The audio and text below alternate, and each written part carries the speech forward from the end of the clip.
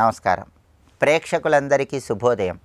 ఈనాటి శుభయోగం శీర్షికన ఆదివారంతో కూడిన సంకష్టహర చతుర్థి సందర్భంగా గణపతిని ఏ విధంగా ఆరాధన చేస్తే గణపతి అనుగ్రహానికి పాత్రులై విఘ్నాలన్నీ తొలగింపజేసుకోవచ్చో, సకల శుభాలను సిద్ధింపజేసుకోవచ్చో పరిశీలిద్దాం.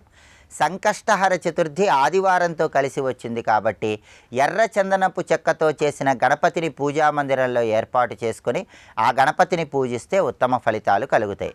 అలా వీలు కాని పక్షంలో కెంపు మీద చెక్కిన గణపతిని పూజించినా ఉత్తమ ఫలితాలు కలుగుతాయి. అది కూడా వీలు కాకపోతే బంగారు గణపతి, వెండి గణపతి, రాగి గణపతి, ఏ లోహంతో చేసిన గణపతినైనా పూజా మందిరంలో ఏర్పాటు చేసుకొని ప్రత్యేక పూజను నిర్వహించుకోవాలి.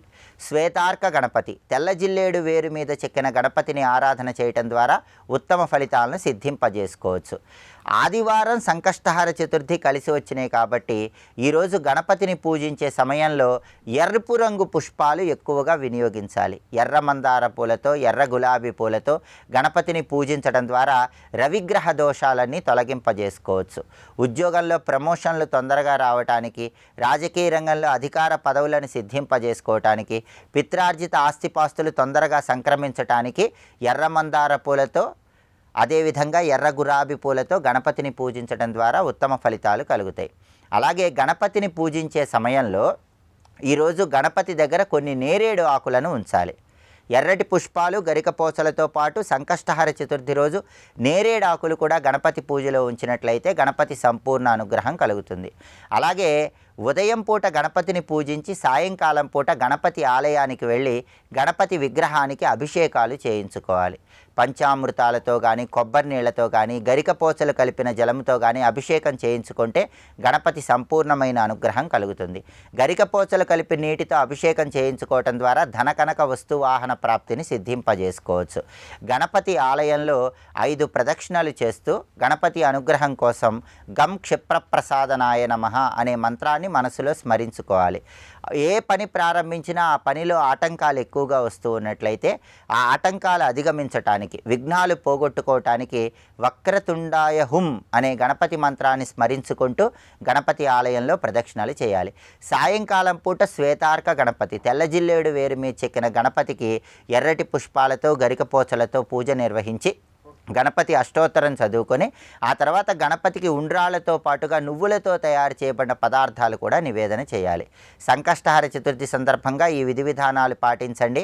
నమో హేరంబాయ మదమోదితాయ సంకష్టస్య నివారణాయ నమః అనే మంత్రాన్ని 48 నిమిషాల పాటు మనస్సులో స్మరించుకోవటం ద్వారా గణపతి సంపూర్ణమైన అనుగ్రహానికి సులభంగా పాత్రులకండి. రేపటి శుభయోగం శీర్షికన సోమవారం సందర్భంగా పరమేశ్వరుడి పంచముఖాలలో అఘోర ముఖానికి ఉన్నటువంటి విశిష్టత ఏంటో, తత్పురుష ముఖానికి ఉన్నటువంటి విశిష్టత ఏంటో, ఈ ముఖాలకు సంబంధించిన వేద మంత్రాలేంటో, వాటిలో ఉన్నటువంటి అంతరార్థం ఏంటో పరిశీలిద్దాం. నమస్కారం.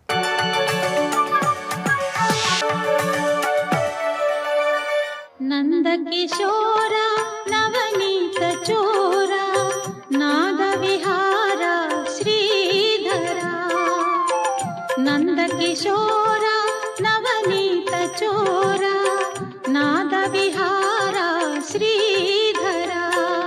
శ్రీ విష్ణు రూపాయ నమశివాయ అనే వేద ప్రమాణాలతో చెప్పినప్పటికీ కూడా ఈ ద్వేషాలతో కుతకుతలాడిపోతున్న వాళ్ళు కనబడుతూనే ఉంటారు. ఎందుకంటే లోకం అంతా సత్వగుణంతో కూడి ఉండదు కదా. సత్వగుణం ఉండి దేవలోకం అయిపోతుంది. ఇక్కడ ఇది మనుష్యలోకం కదా, మిశ్రమే. అందుకే రాజస, తామస, సాత్వికాలు ఉంటాయి కనుక వీళ్ళు ఉంటారు, వాళ్ళు ఉంటారు. ఎవరో పూర్వపుణ్య విశేషం చేత సత్వగుణం బాగా ఉన్నవారు అభేదం అభేదం అరుస్తూ ఉంటారు. కానీ రాజస గుణం బాగా ఉన్నవారు వినిపించుకోరు. మొత్తానికి రాజస జ్ఞానం బంధహేతువే. ఎందుకంటే అభేదం భావం కలిగే వరకు ఇంతే. ఒక పెద్ద యోగీశ్వరుడి దగ్గరకు ఒక ఆయన వెళ్ళి చెప్పాడండి. ఏమంటే ఆయన పెద్ద ఆయనే కానీ విష్ణు భక్తుడు, శివద్వేషి అండి, ఆయన గతి ఏమవుతుందని అడిగారు. ఏం లేదైనా ఆయన విష్ణు భక్తుడు, విష్ణువు గురించి చెప్తున్నాడు కనుక వచ్చే జన్మలో శివాలయంలో పూజారి అవుతాడులే అన్నాడు. ఇక్కడ అది చమత్కారం అని కాదు, తద్దోషం పోవడం కోసం రావాలి. అందుకే ఎప్పుడు ఎంతవరకు భేదం చూపిస్తారు, ఇది తప్పదండి. ఇక్కడ ఇది తెలుసుకోవాల్సింది. ఎట్టి పరిస్థితుల్లోనూ భేదం కూడదు. ఇష్టదేవత అనిష్టం ఉండవచ్చు, అదే ఆ స్వరూపంతో ఉందని తెలియాలి. ఎందుకంటే సర్వవ్యాపకుడైన పరమాత్మ ఈ రూపంకే పరిమితులు నువ్వు అనుకుంటావా? ఆ రూపంలో ఉపాసించు, ఆ రూపాన్ని ధ్యానించు, ఆ నామాన్ని ఉచ్చరించు, ఆ మంత్రాన్ని జపించు. ఆ నామం అన్నప్పుడు కలిగే ఆనందాన్ని అనుభవించు, తప్పేం లేదు. కానీ ఇంకొక దేవత ఆయన యొక్క స్వరూపమైన ఎరుక కలిగి కానీ ఇష్టదేవత నిష్ట ఉందనుకోండి, వాడు ఇహంలోనే మోక్షాన్ని పొందగలడు. భేదమున్నంత కాలం కైవల్యముక్తి రాదు. మహా అయితే మళ్ళీ భేదంతోనైనా భక్తి చూపించాడు కనుక ఈ లోకం ఆ లోకం తిరుగుతాడే తప్ప లోకాతీత గుణాతీత సర్వాతీత శమాత్మకమైన ముక్తి మాత్రం రావడం కష్టమండి. ఇక్కడ అద్వైత ముక్తి అంటే లోకాతీత గుణాతీత సర్వాతీత, ఒక లోకంలో పీఠం వేసి కూర్చోవడం కాదు, తెలుసుకోండి. ఇక్కడ అటువంటి ముక్తి ఎలా కావాలని చెప్తున్నాడు కృష్ణ పరమాత్మ. గనకనే భేద దర్శనం, రాజస బుద్ధి. ఇంక మూడో వాళ్ళు ఉన్నారు, వీళ్ళు చాలా గట్టివాళ్ళండి.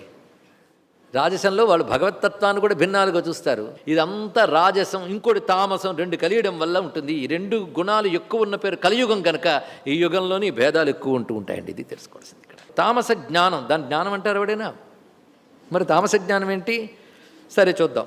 ఎత్తు కృత్స్నవదేకస్మిన్ కార్యే సక్తం అహేతుకం అతత్వార్థవదల్పంచ తత్తామసం ఉదాహృతం.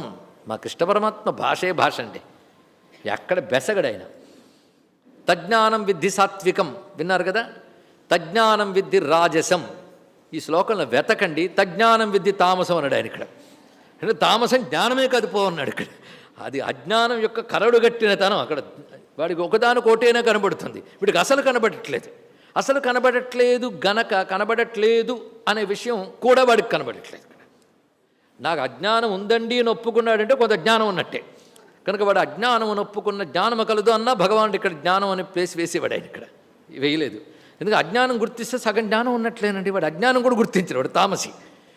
రాజసం కనీసం వేరువేరుగా చూస్తుంది, అది వికల్పంగా చూస్తూ ఉంటుంది ఇక్కడ అన్నాడు. ఇక్కడ విక్షేప దృష్టి దానిది. ఇక్కడ ఇది ఆవరణ దృష్టి. ఆవరణ అంటే టోటల్ కప్పేసింది, ఏమీ లేదు. నమస్తే నారాయణ మధ్య మధ్యలో వింటూ ఏదో అర్థం చేసుకుంటూ ఉంటే మధ్యలో ఉంటాం రాజసం.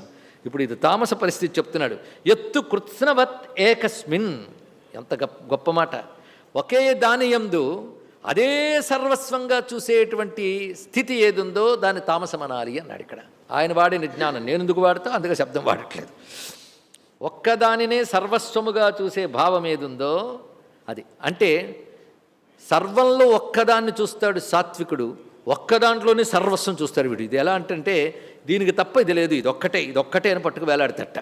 అంటే కారణం ఏది ఇదే. అంటే ఏమిటి, ఇక్కడి నుంచి ఇక్కడి వరకు ఇదొక్కటే ఉంది, ఇదొక్కటే ముఖ్యం, దీనికి వేరే కారణమైన ఆత్మ ఒకటి లేదు, ఏది కనబడుతుందో అదే సర్వస్వం అనే ప్రత్యక్షవాదం ఏదైతుందో అది దేనికి కిందకి వెళ్ళిపోతుంది తామసంలోకి.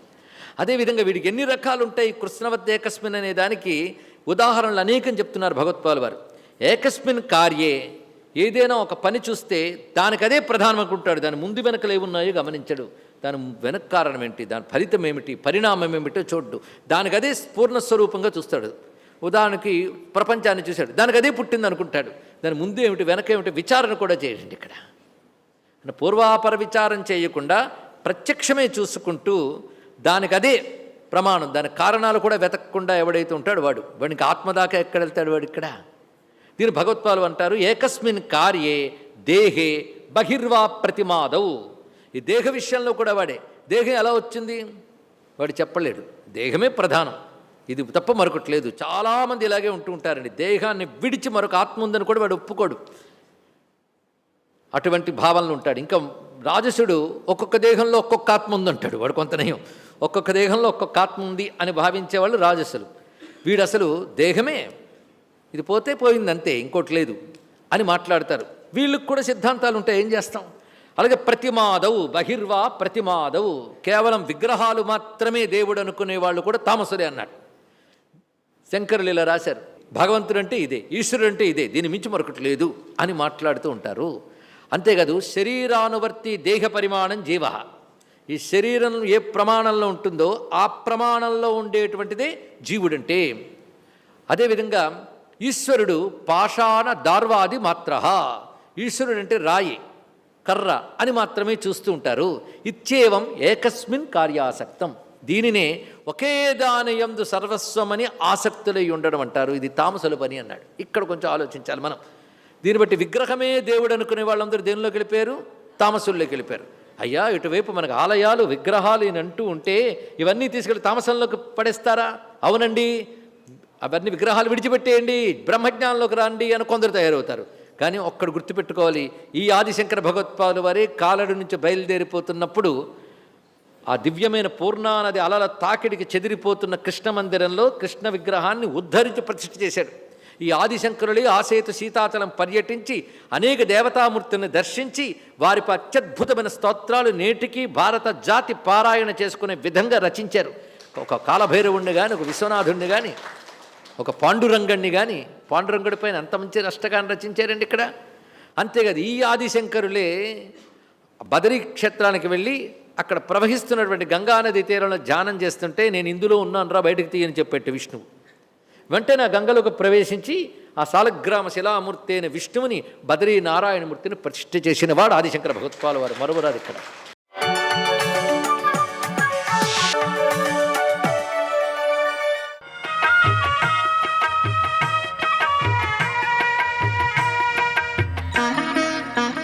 శ్రీగణేశాయ నమః. శ్రీ సరస్వత్యై నమః. శ్రీపాదవల్లభ నరసింహ సరస్వతి. శ్రీ గురుదత్తాత్రేయాయ నమః. శ్రీ గణపతి సచ్చిదానంద సద్గురు పాదారవిందాభ్యాం నమో నమః. జయ గురుదత్త. హృదయన్నామ కిమితి స్వతో వేత్స్యసి చింతనాత్ ప్రత్యభిజ్ఞాయతే శాంతియా హృదయే సద్గురు సఖే. కొంచెం లోతైనటువంటి విషయంలోకి తీసుకెడుతున్నారు స్వామీజీ ఈ సూక్తిలో.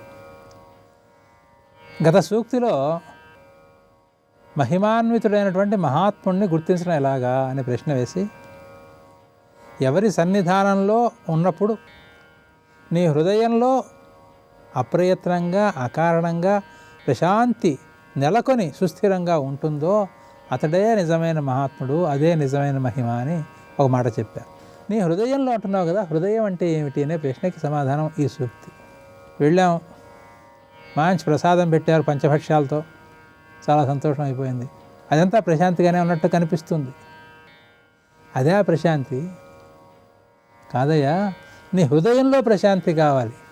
అది అకారణ ప్రశాంతి కావాలి, అది సుస్థిర ప్రశాంతి కావాలి అన్నారు గత సూక్తులు. హృదయంలో ప్రశాంతి అంటారు ఏమిటండి? హృదయం అంటే ఏమిటి? హృదయం నామ కిమితి స్వతో వేత్స్యసి. హృదయం అంటే ఏమిటనేది నువ్వు స్వయంగా తెలుసుకోవాలయ్యా, అది ఇంకోటి జీవితం వచ్చేది కాదు. స్వయంగా అంటే ఎట్లా తెలుస్తుందండి? చింతనాత్, దాని మీద మనస్సు పెట్టు. హృదయం అంటే ఏది, హృదయం అంటే ఏది అని నువ్వు అన్వేషణ నీలో ప్రారంభిస్తే అది నీకైతే తెలుస్తుంది. యోగ విద్యలో కూడా ఇట్లాంటి రహస్యాలు ఉన్నాయి. ప్రాణం అంటే ఏది, అపానం అంటే ఏది, ప్రాణం అంటే ఏమిటి అని మనస్సు మీద ధారణ చేయాలి. దాని మీద ప్రాణాన్ని గుర్తించగలుగుతాడు. ఆ ప్రాణానికి స్థానచలనం కూడా కలిగించగలుగుతాడు. నాభిస్థానం, హృదయస్థానం, ఊర్ధ్వస్థానం, అనేక స్థానాల్లో దాని ప్రాణాన్ని పెట్టే విధానం చెప్పాడు. గుర్తించగలగాలి. ప్రత్యభిజ్ఞాయతే. ప్రత్యభిజ్ఞాయతే అనే పదం ఎప్పుడు వస్తుంది? పూర్వం తెలుసుకుని మరిచిపోతే దాన్ని మళ్ళీ గుర్తుపెడితే దానికి ప్రత్యభిజ్ఞ. ఎవరన్నా చూసాం, చాలా రోజులు అయిపోయింది, 20 సంవత్సరాలు అయిపోయింది, మళ్ళీ కనిపించాడు, ఎక్కడో చూసినట్టుంది అని కొంతసేపు ఇలా గడ్డం పిక్కున్నాం, ఉన్నట్టు మెరిసింది. ప్రత్యభిజ్ఞాయతే, గుర్తుపెట్టేశాం. అలాగే హృదయం అనే దాన్ని మనం ఎప్పుడో పూర్వజన్మలో ఎప్పుడో చూసాం, కానీ అనేక జన్మల్లో వచ్చిన వ్యవధానంతో మర్చిపోయాం దాన్ని. ఇవాళ మళ్ళీ మనమే అన్వేషణ చేయాలి. దేని ద్వారా? చింతన. నువ్వు చింతన చేయాలి, దాని గురించినటువంటి ఏకాగ్రమైనటువంటి ధ్యానం చేయాలి. చింతనం అంటే ధ్యానం అంటారేమిటండి? జై చింతాయాం అని ధాతువు. చింతనమన్నా ధ్యానమన్నా సంస్కృతంలో ఒకే అర్థం. ధ్యానం చేయాలి దాని మీద. అంటే మనస్సుని ఏకాగ్రం చేసి హృదయం అంటే ఏది అన్వేషణ చేస్తే లోపల నీకు ఒక హృదయ స్థానీయమైనటువంటి ఒకనొక పదార్థ విశేషం స్వయంగా అనుభూతిలోకి వస్తుంది. అది అనుభూతిలోకి వచ్చాక అది ప్రశాంతంగా ఎప్పుడుంది, ఉద్విగ్నంగా ఎప్పుడుంది అనే విషయం కూడా స్వయంగా అనుభూతిలోకి వస్తుంది. అది అనుభూతిలోకి వచ్చాక అకారణమైన ప్రశాంతి ఏది, సుస్థిరమైన ప్రశాంతి ఏది కూడా అనుభవంలోకి వస్తుంది. అలా అనుభవంలోకి వస్తే సుస్థిర శాంతిని కలిగించేటువంటి సన్నివేశం ఏది నువ్వు గుర్తించిన హృదయంలో? ప్రత్యభిజ్ఞాయతే శాంతియా సద్గురు. హృదయంలో గుర్తిస్తావు గురువు నువ్వు. అలాగా హృదయం అంటే ఏమిటో ధ్యానించి, ఇది సూక్ష్మం. నేను గురువు కోసం రామభజన చేశానండి, గురువు కోసం కృష్ణ భజన చేశానండి, గురువు కోసం గురు భజనే చేశానండి అంటే అన్నీ ఒప్పుకుంటారు మహాత్ములు, ఏది కాదనరు, ఏదో ఒకటి చేస్తున్నావు కదా చేయని అని. అసలైన రహస్యం ఏంటంటే హృదయం అంటే ఏమిటి అన్వేషణ నువ్వే చేయాలి. ధ్యాన రూపంగా హృదయాన్ని గుర్తించగలగాలి, హృదయంలోకి ప్రవేశించే శాంతిని గుర్తించగలగాలి, దాంట్లో ఉండేటువంటి శాశ్వతత్వాన్ని గుర్తించగలగాలి. తద్వారా నువ్వు గురువుని గుర్తించాలి అని ఒక గంభీరమైనటువంటి లోతైనటువంటి సిద్ధాంత భాగ నిబిడమైనటువంటి ఒక ఉపదేశం చేస్తున్నారు. దీనిలో ఇంకా చాలా రహస్యం ఉంది. సద్గురువుల యొక్క అనుగ్రహం ద్వారా మీకు అందరికీ కూడా ఆ రహస్యాలన్నీ సువ్యక్తముగాక. జయ గురుదత్త.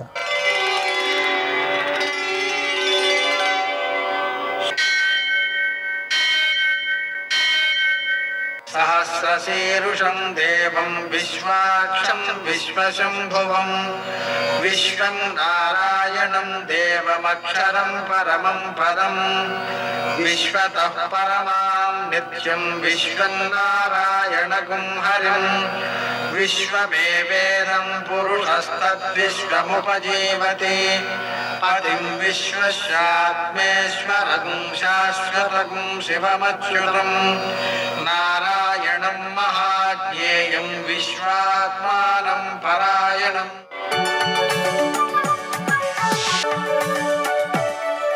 सूर्यशौर्यमथेन्दुरिन्द्रपदवी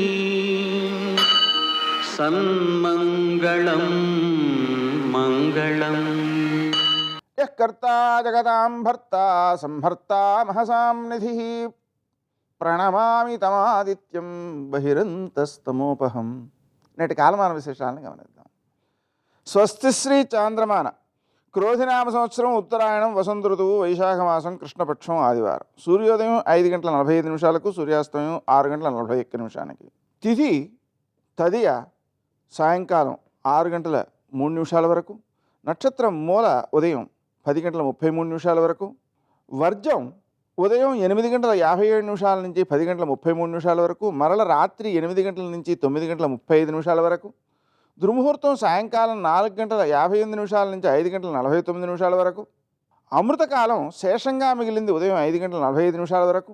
మరల రాత్రి 5:27 ప్రారంభం.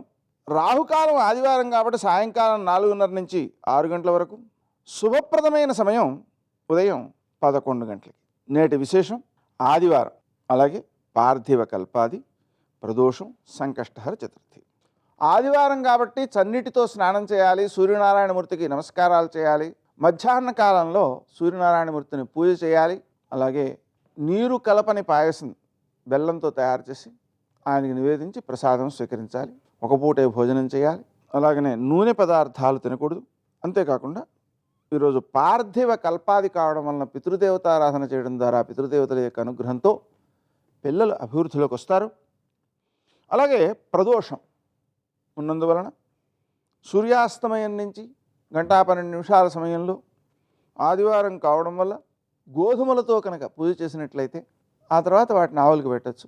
గోధుమలతో పూజ చేసినట్లయితే సంతానము ఉత్తములుగా తీర్చిదిద్దబడతారు. సంతానం లేని వారికి ఉత్తమ సంతానం కలుగుతుంది. అలాగే సంకష్టహర చతుర్థి కూడా ఉంది కాబట్టి ఆ తర్వాత 21 పత్రాలతో 21 పుష్పాలతో గణపతిని పూజించడం, 21 నువ్వుల చిమ్మిలి ఉండలు నైవేద్యం చేయడం, 21 నువ్వుల చిమ్మిలి ఉండలు వాయనం ఇవ్వడం, ఆ గణపతిని 21 అరగుంజీలు 21 ప్రదక్షిణాలు చేసి వారి యొక్క అనుగ్రహాన్ని సాధించడం. తరువాత రాత్రి 9:27 చంద్రుడు కనిపిస్తాడు కాబట్టి ఆ సమయంలో చంద్రునికి కూడా పూజ చేయడం ద్వారా ఈ సంకష్టహర చతుర్థి వ్రతం పూర్తవుతుంది. దీని ద్వారా మనం నీలాపనిందలను జయించవచ్చు. అంటే మనం చెయ్యని తప్పులు ఆరోపించబడినటువంటి ఏవైతే ఉన్నాయో అవన్నీ తొలగిపోతాయి. దాంతో పాటుగా మనకు కష్టాలను అధిగమించేటువంటి ఒక శక్తి ఏర్పడుతుంది. నేటి ఆణిముత్యాలు.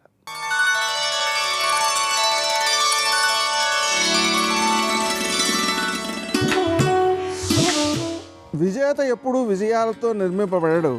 తన విశ్వాసాన్ని నిరంతరం నిలబెట్టుకోవడం ద్వారా తయారవుతాడు.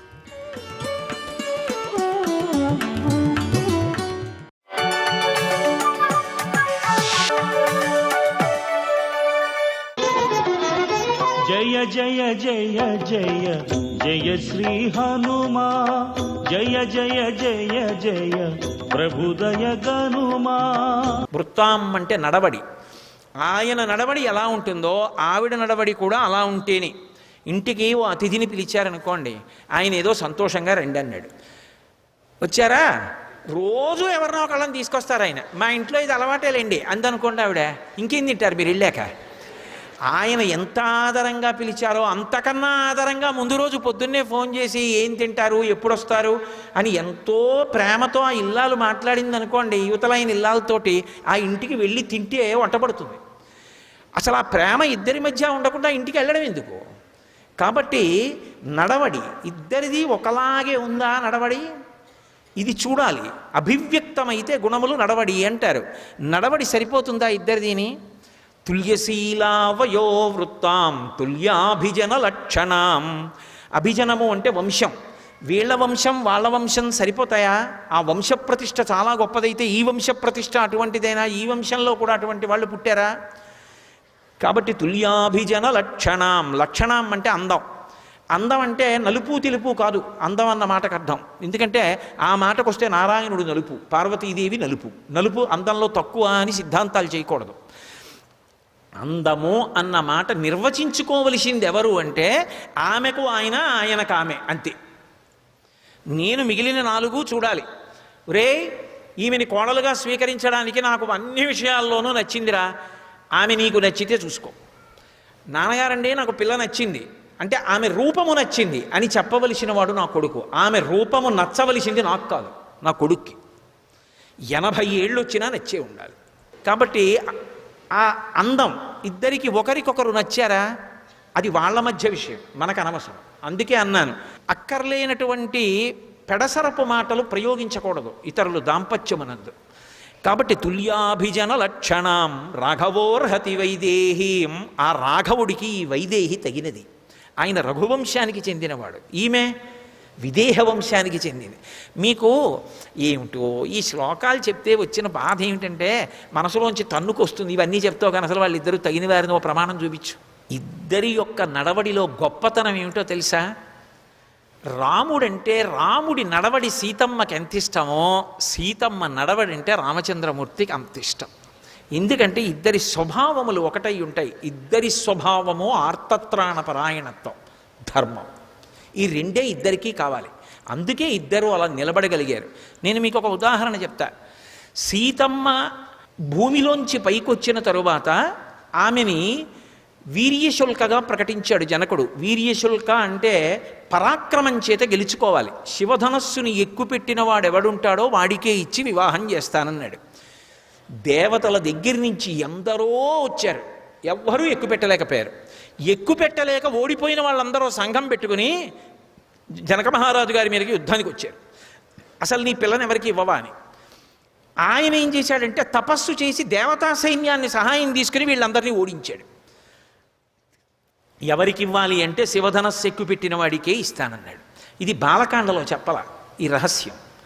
నిజంగా రాముడు వచ్చాడు. జనకుడు అన్నాడు, పగతిర్మానుషానంచ ధనుషర్ష ప్రపూరణే ఆరోపణే సమాయోగే వేపనే తొలనేపివా అన్నాడు. మనుష్యుడు ఈయన ఎక్కువ పెడతాడా? పిల్లాడు దేవతలు ఎక్కువ పెట్టలేదు, వీడేమి ఎక్కువ పెడతాడన్నాడు. అని విశ్వామిత్రుడు వంక చూసి ఆయన మీద భయంతో గౌరవంతో ఎక్కువ పెట్టబోయ్ అన్నాడు. ఆ మందసం తెప్పించి తీశాడు మహానుభావుడు, ఎక్కువ పెట్టాడు. పెళపెళ ధ్వనులతో విరిగిపోయింది ధనస్సు. అక్కడ స్పృహలో ఉన్నటువంటి వాళ్ళు కేవలం నరులే. 1 విశ్వామిత్రుడు, 2 రాముడు, 3 లక్ష్మణుడు, 4 జనకుడు. ఈ నలుగురే. 5వ వాడు స్పృహలో లేడు అధ్వనికి. ఇప్పుడు స్వర్ణ కలశంతో నీళ్లు పట్టుకుని గబగబా వచ్చాడు. ఇది సీతమ్మకి తెలుసు, శివధనుర్భంగమైంది, రాముడికి ఇస్తారు నన్నని. గబగబా వచ్చి రామ కన్యాదానం చేస్తానోయ్ అన్నమాట నిలబెట్టుకుంటాను, వీర్యశుల్క, అందుకని నా కూతుర్ని నీకు ఇస్తున్నాను అన్నాడు. ఆయన చేయి పట్టలేదు. ఆయన అన్నాడు, దీయమానాం నతుతదా ప్రతిజగ్రాహ రాఘవ అవిజ్ఞాయ పితుశ్చంధ అయోధ్యాధిపతే ప్రభో అన్నాడు. ఈ మాట ఎక్కడొచ్చిందో తెలుసా? బాలకాండలో లేదు ఇది.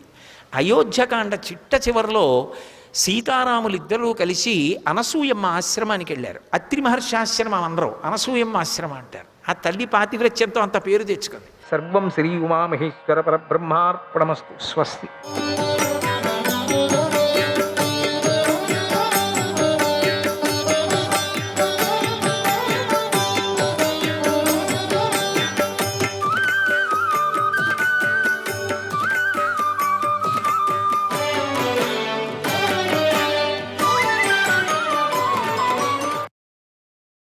జనమేజయుడు ఆశ్చర్యపోతూ ఇలా అడిగాడు, ఓ మహర్షి, ఆశ్చర్యకరమైన విషయాన్ని చెబుతున్నారు.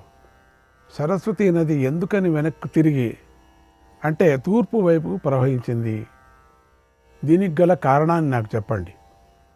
అప్పుడు బలరాముడు సరస్వతీ నదిని చూసి అక్కడ ఎందుకు ఆశ్చర్యపోయాడు? ఈ విషయాలు ఎంతో ఆసక్తికరంగా ఉన్నాయి, దయచేసి నా ఈ సందేహాలను తీర్చండి అని అడిగాడు. అప్పుడు వైశంపాయన మహర్షి ఇలా చెప్పాడు, ఓ మహారాజా, పూర్వం 12 ఏళ్ల పాటు సుదీర్ఘమైన యజ్ఞం ఒకటి ప్రారంభమైంది. నైమిషారణ్యంలో తపస్సు చేసుకునే ఋషులు ఆ యాగానికి వెళ్ళారు. అది 12 వార్షిక సత్రయాగం.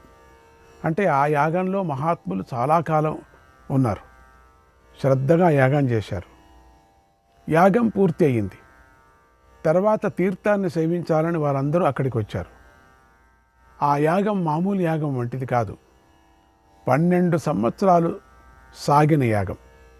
అందులో ఎంతోమంది ఋషులు పాల్గొన్నారు. అందుచేత వారి సంఖ్య ఎక్కువగా ఉండటం వల్ల ఆ సరస్వతీ నదికి దక్షిణ తీరంలోని రేవులన్నీ నగరాలుగా మారిపోయాయి. విప్రులందరూ ఆ నదీమె తల్లిని సేవించాలని ఆశతో సమంతక పంచకం దాకా తీరంలో నిలబడ్డారు. అక్కడ అంతమంది తీర్థాలను సేవించాలని ఎదురు చూస్తున్నారు.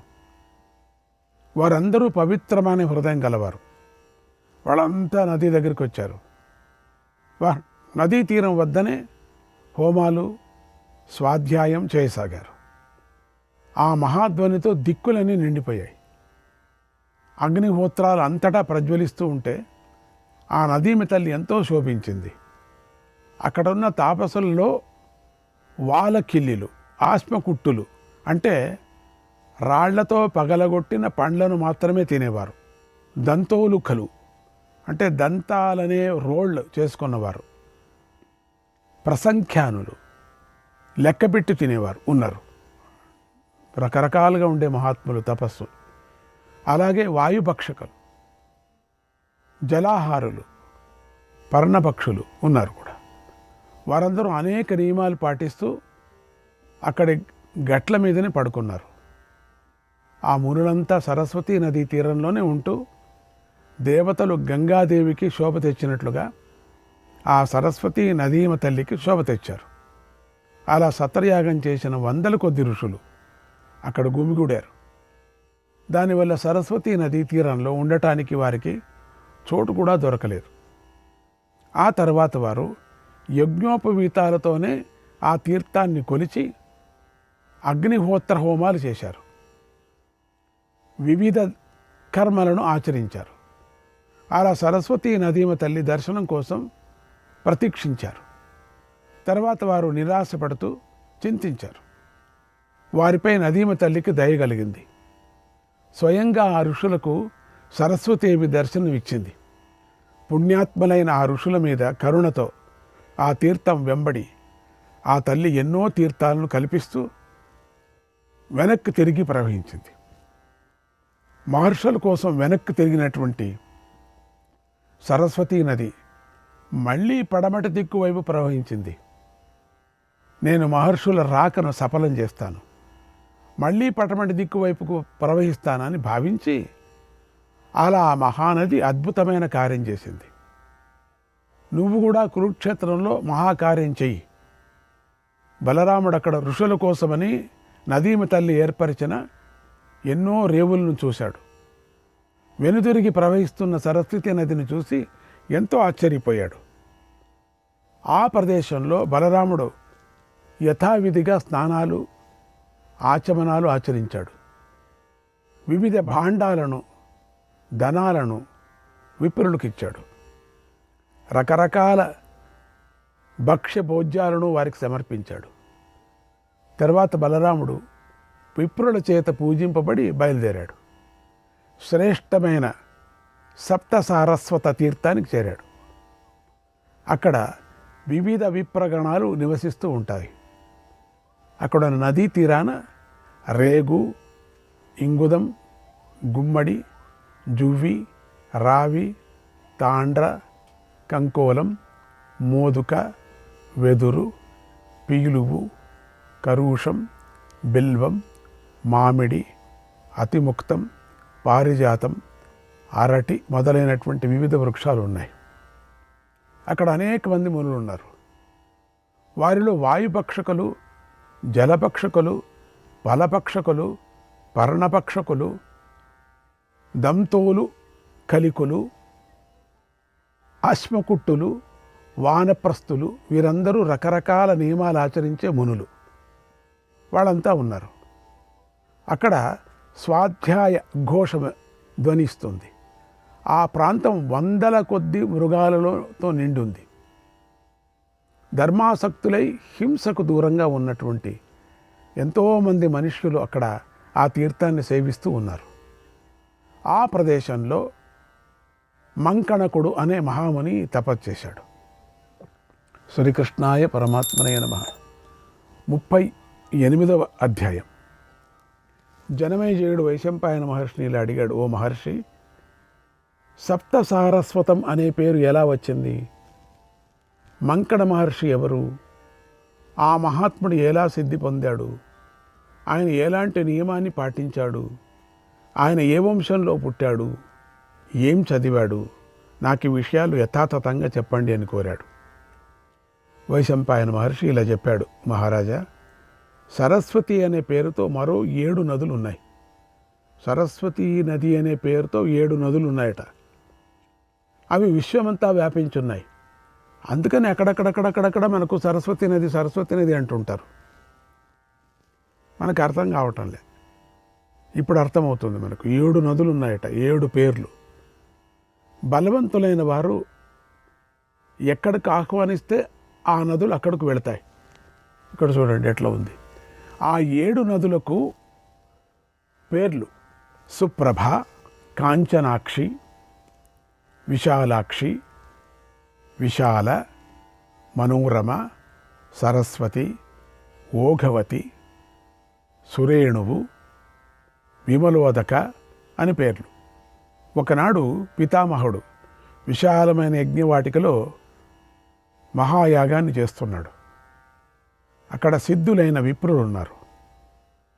వారి వేదనాదాలతో ఆ యాగశాల ప్రతిధ్వనిస్తుంది. అప్పుడు దేవతలు కూడా వచ్చి యజ్ఞానికి సహాయం చేస్తున్నారు. పితామహుడు దీక్షగా యాగం చేస్తున్నాడు. ఆయన యాగం చేస్తూ ఉంటే అందరి కోరికలు తీరిపోతున్నాయి. విప్రులు తమ మనస్సులో ఏం కోరుకుంటే అవి అక్కడికక్కడికే తీరిపోతున్నాయి. ఆ యాగశాలలో ఒక ప్రక్క గంధర్వులు గానం చేస్తున్నారు, అప్సరసలు నాట్యమాడుతున్నారు. మరో ప్రక్క దివ్య వాద్యాలు వేగంగా మ్రోగుతున్నాయి. ఆ యాగ వైభవానికి దేవతలు కూడా ఎంతో సంతోషించారు, ఆశ్చర్యపోయారు. ఇక మానవుల విషయం చెప్పేదేముంది. వారు బొమ్మలలాగా నిలబడిపోయారు. అప్పుడు ఋషులు ఇలా అన్నారు, పితామహుడే యజ్ఞాన్ని చేస్తున్నా కూడా ఇదేమి పెద్ద గొప్ప యజ్ఞం కాదులేండి. ఎందుకంటే ఇక్కడ నదీమ తల్లైనటువంటి సరస్వతి లేదు. అందుచేత ఇది శ్రేష్టమైనది కాదు అన్నారు. అది విని పితామహుడు ఆనందించి వెంటనే సరస్వతిని స్మరించాడు. యాగంలో ఆవాహన చేశాడు. అక్కడ సరస్వతి సుప్రభ అనే పేరుతో కనిపించింది. ఎంతో వేగంతో వచ్చి పితామహుడిని సత్కరించింది. ఆ సరస్వతీదేవిని చూసి మునులు ఎంతో ఆనందించారు. అప్పుడు ఈ యాగం శ్రేష్టమైన యాగం, ఇది ఇప్పుడు పరిపూర్ణమైంది అని భావించారు. అలా నదీమ తల్లైనటువంటి సరస్వతి పుష్కర తీర్థంలో బ్రహ్మదేవుడి ఆనందం కోసం, మనుష్యుల కోసం అవతరించింది. ఓ రాజా, నైమిషారణ్యంలో అనేక మంది మునులు సమావేశమయ్యారు. వారు కూడా వేదంలో ఉన్నటువంటి విచిత్రమైన కథలను చెప్పుకోసాగారు. అప్పుడు అక్కడికి మరికొంతమంది వేదవేత్తలైనటువంటి మునులంతా వచ్చారు. వాళ్ళందరూ కూడా సరస్వతీదేవిని స్మరించారు. వారు కూడా సత్రయాగంలో శ్రద్ధగా యాగం చేస్తున్నారు. వారు అమ్మవారిని ధ్యానించారు. వారిపై సరస్వతికి దయ కలిగి వారికి సహకరిద్దామని అక్కడికి వచ్చింది. అప్పుడు ఆ నదీమ తల్లి కాంచనాక్షి అనే పేరుతో మునులను పూజలను అందుకుంది. గయలో ఒకసారి ఒక మహాయజ్ఞాన్ని చేస్తూ సరస్వతీదేవిని ఆహ్వానించాడు. అప్పుడు అక్కడికి వచ్చినటువంటి ఆ సరస్వతిని మునులు విశాల అని కీర్తించారు. ఉత్తర కోసల భాగం సమృద్ధిగా ఉంటుంది, పుణ్యప్రదమైనటువంటిది. ఒకసారి ఉద్దాలక మహర్షి మహత్తరమైన యాగం చేశాడు. ఆ యాగానికి అన్ని వైపుల నుండి మునులందరూ కలుసుకొని వచ్చారు. ఆ యాగ సిద్ధికై ఆయన మనస్సులో సరస్వతిని ధ్యానించాడు. తన యజ్ఞానికి సరస్వతీ నదిని ఆహ్వానించాడు. అప్పుడు వేగంగా ప్రవహించే సరస్వతీ నది హిమాలయం నుండి ప్రవహిస్తూ ఆ యజ్ఞం దగ్గరకు వచ్చింది. ఆ ముని కారణంగా నదీమ తల్లి అయినటువంటి సరస్వతి అక్కడికి వచ్చింది. అక్కడ ఉన్నటువంటి మునుల చేత పూజలు అందుకుంది. అప్పుడు ఆ తల్లి మనోరమ అనే పేరుతో కీర్తించబడింది. మునులు ఆమెను మనసా ధ్యానించారు కనుక ఆమెకు ఆ పేరు ప్రసిద్ధికెక్కింది. అంటే అన్ని కవలలుగా వచ్చినటువంటిది అమ్మవారు. అలాగే వృషభద్వీపం పుణ్యప్రదమైనది. దానిని రాజర్షులు సేవిస్తూ ఉంటారు. అక్కడ కురుక్షేత్రంలో కురువు యాగం చేస్తున్న సమయంలో సరస్వతి వచ్చింది. అప్పుడు ఆమె పేరు సురేణువు. పూర్వం గంగా ద్వారంలో దక్ష ప్రజాపతి యజ్ఞం చేస్తూ ఆ తల్లిని స్మరించాడు. అప్పుడు సరస్వతీ నది వేగంగా అక్కడికి వచ్చింది. అప్పుడు ఆ తల్లికి సురేణువు అనే పేరు వచ్చింది. పూర్వం ఒకసారి మహాత్ముడైన వశిష్ఠుడు కురుక్షేత్రంలో దివ్యజలం గల సరస్వతిని ఆహ్వానించాడు. అప్పుడు ఆమెకు ఓఘవతి అనే పేరు వచ్చింది. మరోసారి పవిత్రమైన హిమగిరిపై బ్రహ్మదేవుడు యాగం చేస్తూ సరస్వతిని ఆహ్వానించాడు. అప్పుడు అక్కడికి వచ్చినటువంటి సరస్వతీ నది విమలోద అనే పేరుతో స్తుతించబడింది. ఆ తర్వాత 7 సరస్వతులు ఒక్కటే అక్కడికి వచ్చాయి కనుక లోకంలో దానికి సప్త సారస్వతము అనే పేరు వచ్చింది. ఇలా నీకు పేరున సప్త సారస్వతుల గురించి చెప్పాను. అలాగే పవిత్రమైన సప్త సారస్వత తీర్థాన్ని స్మరించాను. ఇక నీకు మంకణక మహర్షి చరిత్ర చెబుతున్నాను విను. ఆయన కుమార బ్రహ్మచారి. ఆయన ప్రతిరోజు సరస్వతీ నదిలో స్నానం చేస్తాడు. ఒకనాడు మంకణకుడు సరస్వతీ నది వద్దకు వచ్చాడు.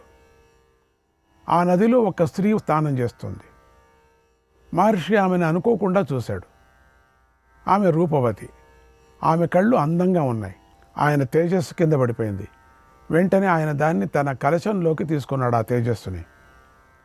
అప్పుడు అది కలశంలోనే 7 ముక్కలైపోయింది. అందులోంచి 7 ఋషులు పుట్టారు. వారు మరుద్గణాలకు చెందినవారు. ఆ అద్భుతమైనటువంటి మరుద్గణాలు వాయువేగుడు, వాయుహుడు, వాయుబలుడు, వాయుమండలుడు, వాయుజ్వాలుడు, వాయురేతసుడు, వాయుచక్రుడు అని వారికి పేర్లు. వీరందరూ మరుద్గణాలకు మూల పురుషులైనటువంటి దేవతలు. ఇలా వారి జననం జరిగింది. ఈ మంకణక మహర్షి చరిత్ర 3 లోకాల్లోనూ ప్రసిద్ధికెక్కింది. ఎంతో అద్భుతమైంది, ఆశ్చర్యకరమైంది. మంకణకుడు సిద్ధియోగి. ఆయన సిద్ధయోగి. ఒకనాడు ఆయన చేతికి అనుకోకుండా ఒక దర్ప మొన తగిలి చేయి తెగి గాయమైపోయింది.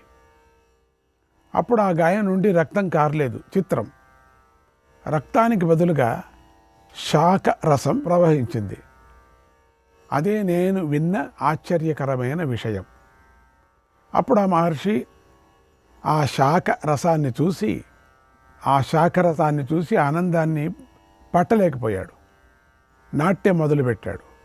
ఆ నాట్యానికి స్థావర జంగమాత్మకమైన విశ్వమంతా కదిలిపోయింది. ఆయన తేజస్సుతో మోఘానికి లోనై విశ్వమంతా నాట్యమాడసాగింది. ఈ ఆశ్చర్యాన్ని బ్రహ్మాది దేవతలు మునులు చూసి వెంటనే శివుడెద్దుకు వెళ్ళారు. శివుడితో, ప్రభు దేవదేవ, మంకడకుడనే మహర్షి నృత్యం చేస్తున్నాడు. ఆయన నృత్యం వల్ల విశ్వమంతా చలిస్తుంది. దయచేసి ఆయన నృత్యాన్ని ఆపు, అది నీ వల్లే సాధ్యమవుతుంది అని ప్రార్థించారు. అందరూ ఎగురుతున్నారు. ఆయన ఎగురుతుంటే శివుడు వారి కోరిక తీర్చాలని వెంటనే మంకణకుడు ఉన్న చోటుకి వచ్చాడు. అప్పుడు ఆ మహర్షి తీవ్రమైన ఆనందానికి లోనే ఉన్నాడు. శివుడు లోకానికి, దేవతలకు మేలు జరగాలని కోరుకుంటూ ఆ మహర్షితో ఇలా అన్నాడు, ఓ మహర్షి, ధర్మజ్ఞ, నువ్వు తపస్వివి, ధర్మ మార్గంలో ఉన్నావు. అలాంటి నీకు ఈ గంతులేమిటి, ఈ చిందులేమిటి, ఏమైంది నీకు, ఎందుకింత ఆనందంగా ఉన్నావు అని అడిగాడు. అప్పుడు ఆనందపు మత్తులో ఉన్నటువంటి మహర్షి కంటికి శివుడు కనిపించలేదు. ఆయన ఒంటి మీద విభూతి రేఖలే బాగా కనిపించాయి. దాంతో మంకణక మహర్షి ఆయన విప్రుడు అనుకొని ఇలా అన్నాడు, ఓ విప్ర, నన్ను చూస్తూనే ఉన్నావు కదా, కనిపించటం లేదా? చూడు, నన్ను బాగా చూడు. నా చేతి నుండి శాఖరసం ప్రవహిస్తుంది. ఈ కారణంగా నేను మురిసిపోతున్నాను. ఇలా ఎప్పుడూ ఎవరికీ జరగలేదు, నాకే జరిగింది. అందుకే ఈ అద్భుతానికి ఎంతో ఆనందిస్తూ నాట్యం చేస్తున్నాను అన్నాడు. అప్పుడు శివుడు మోహితుడైన ఆ మహర్షిని చూసి ఇలా అన్నాడు, ఓహో అదా సంగతి, అందుకని నువ్వు గంతులేస్తున్నావా? బాగుంది.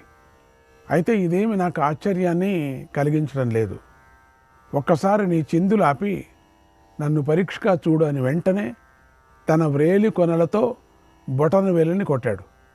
అక్కడ గాయం అయింది, అంటే గాయం అయింది కొడుతూనే. ఆ గాయం నుండి తెల్లటి బూడిద ధారగా పారింది, బూడిద పడింది. మంకణక మహర్షి ఈ అద్భుతాన్ని చూసి సిగ్గుపడ్డాడు. వచ్చిన మహాత్ముడు శివుడే అని గ్రహించాడు. వెంటనే శివుడి పాదాలపై పడి ఇలా అన్నాడు, నాణ్యం దేవాదహం మన్యే రుద్రాత్ పరతరం మహత్ సురాసురస్య జగతో గతిస్వమసి శూలధృత్. ఓ స్వామి, నాకు రుద్రుడే గొప్ప.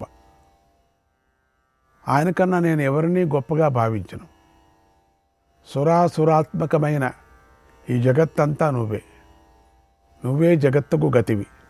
త్వయా సృష్టమిదం విశ్వం వదంతీహ మనీషిణః త్వామేవ సర్వం వ్రజతి పునరేవ యుగక్షయే. ఈ విశ్వమంతా నీ చేతనే సృష్టించబడింది, మళ్ళీ యుగాంత వేళలో నీలోనే లీనమైపోతుందని మనీషులు గొప్పవారు చెబుతున్నారు. దేవైరపి న శక్త్యస్వం, దేవైరపి న శక్త్యస్వం పరిజ్ఞాతం కుతో మయా త్వయి సర్వే స్మ దృశ్యంతే భావాయే జగతి స్థితాః. అలాంటి నిన్ను దేవతలు కూడా తెలుసుకోలేరు, ఇక నేనెంత? ఓ దేవా, లోకంలోని భావాలన్నీ నీలోనే కనిపిస్తాయి. త్వాముపాసంత వరదం దేవా బ్రహ్మాదయ నఘ సర్వస్త్వమసి దేవానాం కర్తా కారయితా చ తత్ప్రసాదాత్ సురా సర్వే మోదంతీహ కుతో భయాః. ఓ పుణ్యాత్ముడా, బ్రహ్మాది దేవతలు కూడా నిన్నే ఉపాసిస్తూ ఉంటారు. దేవతలకు సర్వస్వము నువ్వే అయి ఉన్నావు. శ్రీకృష్ణాయ పరమాత్మనే నమః.